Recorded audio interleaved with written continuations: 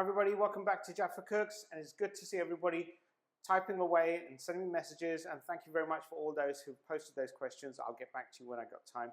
It's really been a busy week and kids are back to school. On that same notion, somebody's asked me, how do I get my coleslaw tasting exactly right?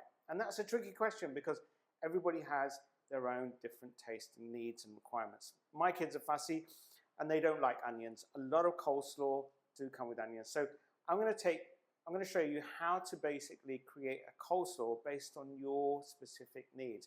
Now, those who follow my channel do understand I've got kids who have dietary requirements and they're really fussy sometimes. So I've made this specifically to my kids' needs. So before we start, if you haven't already subscribed to my channel, please do so.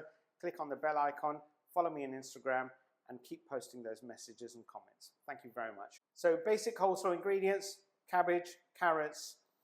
I've got some mayonnaise, I've got some single cream, Dijon mustard, salt, pepper. I've got some white vinegar and lemon juice. Normally, I've seen a lot of people mixing the carrots and the cabbage first. However, you then end up with a lot of carrots, or shall we say a lot of the coleslaw, with too much salt or too much pepper, too much lemon juice, or not enough mayonnaise and so on. So the best way to do it is work backwards. So mix in all your wet ingredients first. So I'm going to take my mayonnaise first, followed by some of the cream.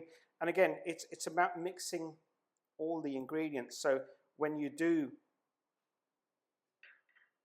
introduce the carrots and your cabbage, they all get evenly coated. Got salt and pepper to taste. So give that a quick mix. So once you've mixed all your wet ingredients, do have a taste. It should be slightly over salted, because don't forget, this has all got to combine the carrots and the cabbage together. So a little bit extra salt is nice at this point in time. However, if not, you can always add in salt and pepper later on to taste.